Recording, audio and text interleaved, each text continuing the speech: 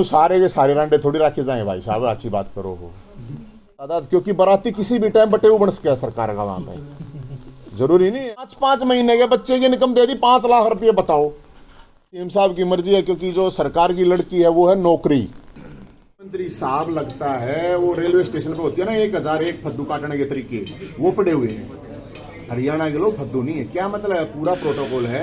एक सिपाही कैसे एसएचओ की इंक्वायरी करेगा, बताओ आप।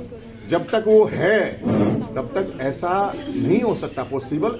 उस लड़की ने तो 8-8 घंटे थाने बुलाए हैं, उसके घर जाकर जांच पड़ताल होना रही, क्या मतलब है ये इस जिस एक्ट में जिसमें गैर जमानती धारा 7 साल तक की सजा है, मेरे को जिसमें 3 साल से ऊपर किसी में भी सजा नहीं दी, मेरे पे तो छापे पर छापे पूरी हरियाणा पुलिस पाछा लगा दी।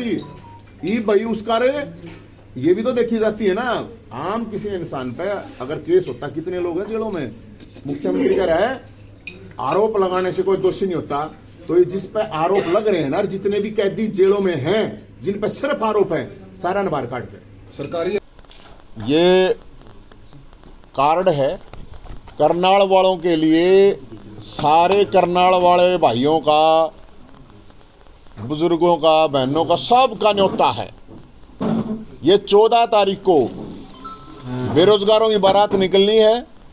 14 जनवरी मकर संक्रांति के दिन मानसरोवर पार्क में इकट्ठा होकर बीजेपी के राज्य कार्यालय रोहतक। अब आप कहेंगे क्यों निकल रही है, तो जानकारी दे देता हूं मैं आपको। ये इसलिए निकल रही है कि आज से 8 साल पहले 8 साल पहले ओम प्रकाश धनखड़ साहब ने बयान दिया था कि बीजेपी की सरकार बनवा दो, सबके ब्याह करवा दूंगा। बहुत ज़्यादा कुंवारे हैं, मतलब हरियाणवी में उसको रंडे कह देते हैं, गांव के साथ साथ बहुत ज़्यादा हैं। नौकरी भी दिलवा दूंगा, तो भाई ना तो नौकरी मिली, 5 लाख पद खाली पड़े हैं, 20 लाख बेरोजगार धक्के खा रहे हैं। तो इस बारात का आयोजन करा है। ये प्रोग्राम है बाती, इसमें जो है ना गूंगे विपक्ष को रखा गया। बाती, ये बाती हैं, आओगे नहीं आओगे हमने नहीं बेरा, लेकिन रखने जरूरी थे। लंच में सरकार के झूठे आश्वासन, बारात चढ़ाई दोपहर 12 बजे, फिर ये सीएम साहब की मर्जी है, क्योंकि जो सरकार की लड़की है वो है नौकरी, वो है जनता की समस्याओं का समाधान। अब ये किस टाइम देंगे ये तो देखना पड़ेगा। फिर वो जैसे बच्चा नहीं कहता, बेरोजगार की रांडे की शादी में सरकार को जलील करने जलूल जलूल आना। एक बार दोबारा बोल दिया। बेरोजगारों की शादी में जैसे बच्चा नहीं बोलता, कार्ड पर छपा नहीं होता है, तो ये कह रहा है मेरे चाचा कह लो भाई, मेरे चाचू की, मेरे बेरोजगार चाचू की शादी में सरकार को जलील करने के लिए जलूल जलूल आना। फिर देखो, हमने इस शादी में कोई दहेज की मांग नहीं करी है, दहेज नहीं लेंगे बिल्कुल। दहेज एक बुराई है और वो नहीं होना चाहिए, लेकिन मानतान होती है। अपने हरियाणा में आप लोगों को भी पता होगा, मानतान के लिए तो फिर लठ भी बाज जा रहा है कई बार। तो मानतान में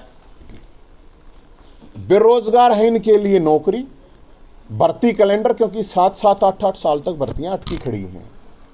सीईटी क्वालिफाई, एचटेट आजीवन, वो दूसरे राज्यों में ऑलरेडी कर रखे हैं, लेकिन हरियाणा वाले नहीं कर रहे हैं।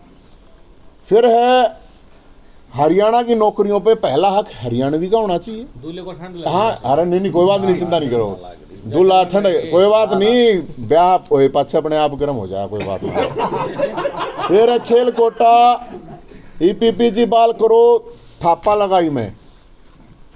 कहीं ये सोचे हैं कभी ये तो बराती है, जवाना का मामला नहीं, थापा जो लगा करो बुजुर्ग का लगा रहा है, तो उसमें थापे में बुढ़ापा पेंशन, विकलांग पेंशन, विधवा पेंशन, जिसके लिए लोग चक्कर काट रहे हैं, धक्के खा रहे हैं, फैमिली आईडी के नाम पे पूरे हरियाणा के लोग परेशान कर रखे हैं। प्रॉपर्टी आईडी के नाम पे, फैमिली आईडी में आप लोग इनकम कैसे 7-7 महीने के बच्चे की 7-7 लाख दिखा रखी है।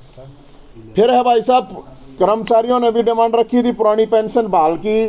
कच्चे कर्मचारियों पक्का, ये जो इन्होंने शोषण निगम चला रखा है, ये शोषण निगम है, ये गुजरात मॉडल है, मैं आपको बताऊं। कौशल निगम, अरे शोषण है भाई साहब, कौशल तो नाम है, वैसे मैं शोषण निगम कहता हूं। फिर मैं जेल में गया था, आप लोगों को पता होगा, और 4.5 साल पुराने केस भी लगा दिए, उठा गए, कोई बात नहीं।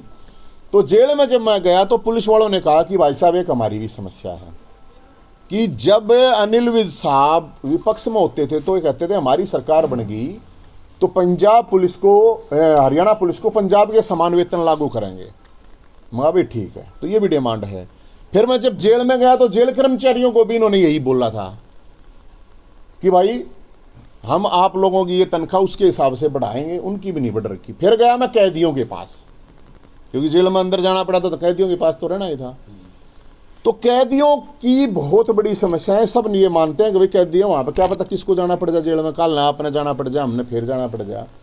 तो जो कैदी हैं, राष्ट्रपति जी ने भी, सुप्रीम कोर्ट ने भी ये कहा कि वहाँ पे बहुत से कैदी वैसे डाल रखे हैं, निर्दोष लोग हैं, और मैं खुद देख के आया हूँ। इस सिस्टम के मारे हुए लोग वहाँ पे पड़े हुए हैं, झूठे सच्चे के साथ में पता नहीं किस किस तरह से। ना उनको टाइम पे पैरोल मिलती है, 40 डे पैरोल टाइम होता है। कोरोना में बाहर निकाल दिया, अब कोरोना में उनकी वो ड्यूटी, वो सजा उसमें जोड़ी नहीं। और सबसे बड़ी मानवता तो होनी चाहिए थोड़ी बहुत, गर्म पानी नेताओं को खाने पीने धोने सब गर्म पानी सर्दी में यूज करते हैं, लेकिन वहाँ नहाने तक के लिए गर्म पानी नहीं है भाई साहब, क्योंकि वहाँ पे तो भी सारा दिन है। अब ये सारे मामले हैं। अब मैं आपको बताऊं, जेल से याद आया मेरे को कि हमारे मुख्यमंत्री साहब ने अभी ये कहा है, मुख्यमंत्री साहब ने, कि आरोप लगाने से कोई दोषी नहीं होता। एक खेल मंत्री के ऊपर छोरी छेड़ने का आरोप है, और उन धाराओं में एक उसमें गैर जमानती धाराएं हैं, जिन धाराओं के अंदर 7 साल तक की सजा है। मैं जिस केस में अंदर डाला गया उसमें किसी में भी 2 से 3 साल से ज्यादा की सजा भी नहीं है। मेरे लिए तो पूरी छापामारी, पूरी पुलिस लगा दी कि जैसे कि पता नहीं क्या कर दिया। लेकिन मुख्यमंत्री छोरी छेड़ खेल मंत्री को, मैंने एक के बात की, नार्को टेस्ट कराओ दोनों का। भाई अगर लड़की झूठ बोल रही है तो लड़की को डालो झूठा, अगर आरोप लगा रही तो उसको जेल में डाल दो। लेकिन पता तो चला जब मुख्यमंत्री खुद डिफेंड कर रहा है कि आरोप लगाने से कोई दोषी, तो जेलें 80% लोग तो आरोप हैं, वो दोषी थोड़ी हैं, आरोप ही लगे हैं, उसके दौरान ही अंदर गए हुए हैं जेलों में। तो मुख्यमंत्री साहब ये करें। और अभी जो पता, देखो गजब की बात ये देखो कि ऐसे फद्दू काट रहे हैं कि बोले यार रिजाइन ले लिया, कुछ नहीं, वो रिजाइन नहीं ले रखा है। क्या वही धाराएं किसी आम इंसान के ऊपर लगती तो क्या पुलिस उसको छोड़ देती? क्या अभी तक जेल में नहीं होना चाहिए था? क्या ये लड़की खट्टर साहब की अगर सीएम साहब की रिश्तेदार होती रही, ये आरोप नवीन जैद पे लगा देती, तो क्या नवीन जैद बाहर होता या जेल के अंदर होता? और इस खेल मंत्री की जांच मैं इसलिए कह रहा हूं कि ये अभी जो उसका आया है, क्यों कह रहा है कि 1 करोड़ रुपए भी और बाहर भी भेज दूंगा, तो इस आदमी की तो कबूतरबाजी की भी जांच होनी चाहिए। लड़कीबाज के अलावा कबूतरबाज भी हो सकता है, ये पूरा फुल चांस है इस बात के। कहां से 1 करोड़ रुपए देने की बात कर रहा है ये?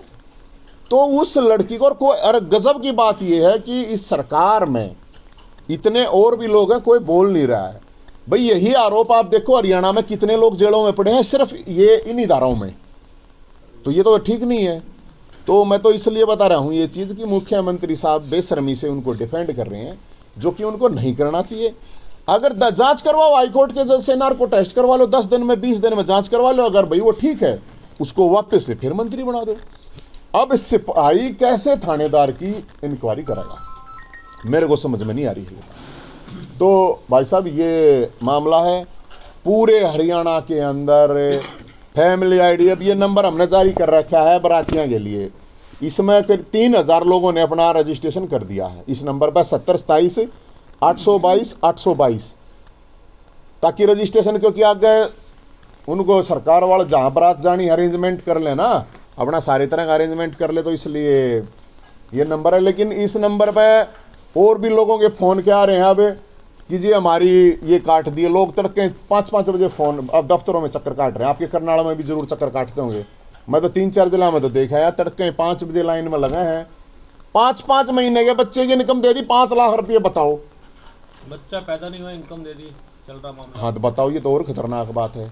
तो भाई साहब हम तो यही कह रहे हैं कि इस बारात के लिए सबको न्योता दे रहे हैं, ये बेरोजगारों की बारात है, और जिसको भी जो भी समस्या है इस सिस्टम से, इस सरकार से, वो अपनी समस्या लेके आए। वहाँ पे सबके लिए खुला है, ओपन है सारा, और अपने पत्रकार साथियों के लिए, क्योंकि उसमें दर्शनाला भी होते हैं ना, हाँ होता है ना, ये इसमें सभी पत्रकार साथी और नहीं है ना। अरे भाई साहब है, देखो नहीं, अरे ये रे पत्रकार तो समस्त पत्रकार हो गए भाई साहब, मीडिया लिखवा देंगे दूसरे कार्ड पे, न्यू नाराज मत हो गए सर।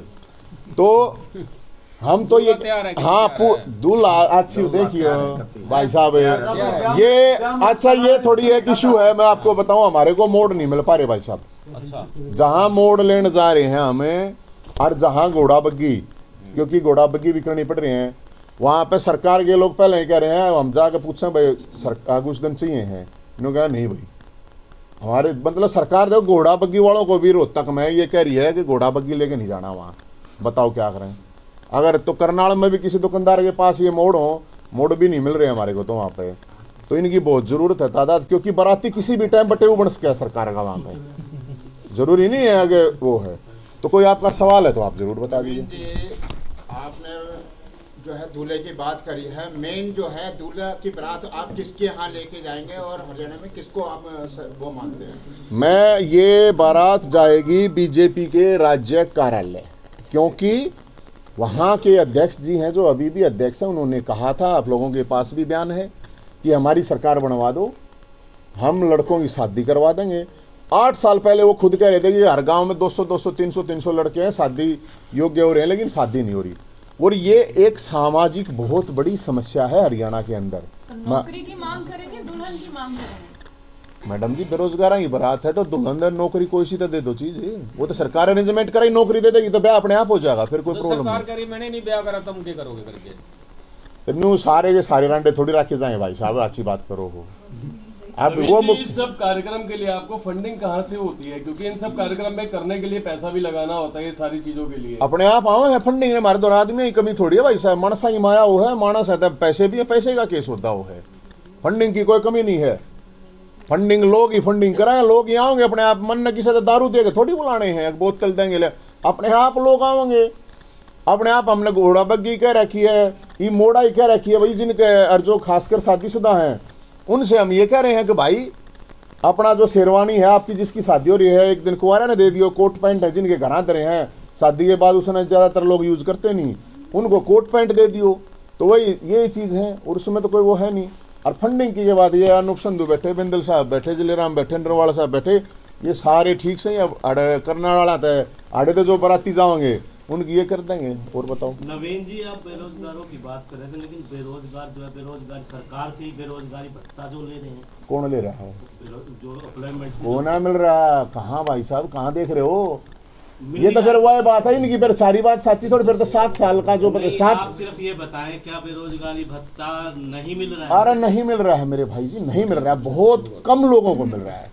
20 लाख बेरोजगार अकेले सीईटी के 11 लाख फॉर्म भर रखे अकेले सीईटी के, 2 लाख स्टेट वाले बच्चे, ये तो सीधे सिंपल है, ये तो गवर्नमेंट के उसमें है। ये रहे भाई देखो नवीन जी, सामाजिक स्तर पर आप इन बेरोजगारों के लिए क्या कर सकते हैं और आगे के क्या आप? मैं तो सर इतना कर सकता हूँ बेरोजगारों के लिए, इनकी आवाज़ उठा सकते हैं और इनकी आवाज़ उठा रहे हैं और सरकार को जगा रहे हैं। सरकार से हम ये कह रहे हैं कि ये जो वैकेंसी खाली पड़ी है कम से कम हरियाणा के अंदर, उन वैकेंसीज को भर दे। अकेले हरियाणा पुलिस में 30,000 वैकेंसी खाली पड़ी है, अकेले एजुकेशन डिपार्टमेंट में 50,000 वैकेंसी खाली पड़ी है, अकेले हेल्थ डिपार्टमेंट के अंदर आपने देखा होगा चौटाला गांव के लोग आए हुए थे, जिस चौटाला गांव में जिसमें 5-5 लोग विधानसभा में है जिसके, उसके अंदर भी डॉक्टर नहीं है। 400 बच्चे सिर्फ डिलीवरी के दौरान मर जाते हैं, तो डॉक्टर करीब 30,000 वैकेंसी खाली पड़ी है हेल्थ डिपार्टमेंट में।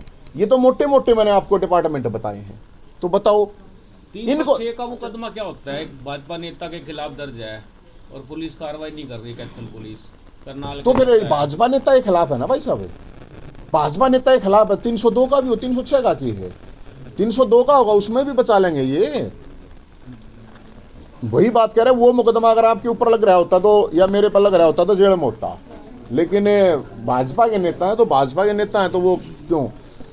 इससे बड़ा उदाहरण कोई नहीं हो सकता। एक मंत्री लड़की को छेड़ता और आरोप लगाती है, मतलब उसको पूछताछ तो उसका होनी चाहिए। उसने 8-8 घंटे पूछे हैं जनता कि उसने पाप कर दिया, आरोप लगा गए। अरे आरोप है तो भाई उसका आरोप अगर गलत है तो उसको जेल में डाल दो, और अगर आरोप सही है तो उसका जूते मार मार के जेल में डालो ना उस खेल मंत्री ने। क्या प्रॉब्लम है उसमें?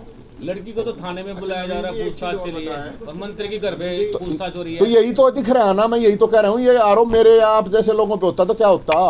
सर डिपार्टमेंट तो सारे प्राइवेट हो चुके हैं, तो नौकरियां कहाँ से मिलेगी? तो भाई हम तो नहीं तो कहें दे दो। मैं यही तो कह रहा हूँ, गुजरात मॉडल है, गुजरात मॉडल में ऐसे ही होता है। लगा दिए, कम से कम उसको 18-20 हज़ार रुपये देंगे, साल के बाद 2 साल के बाद फिर हटा देंगे, फिर दूसरे नयों को ले देंगे।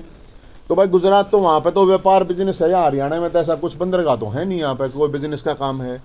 तो जो हम ये थोड़ी कह, हम यही तो कह रहे हैं यार, इतने योग्य हैं जो चक्कर काट रहे हैं, धक्के खा रहे हैं, खाली पड़ी है वैकेंसी, उनको तो भर दो कम से कम। नवीन जी, लास्ट में आप एक चीज़ और बताएं कि सामाजिक स्तर पर आप किस तरीके की लोगों की प्रेरणा बन सकते हैं? मैं तो भाई कोई आवाज़ उठाते हैं तो आपकी आवाज़ को दबा दिया जाता है, उसमें क्या कहना चाहिए? ना नुब कर दबा दे मेरी आवाज़ ने, मेरी आवाज़ ना दब सकती।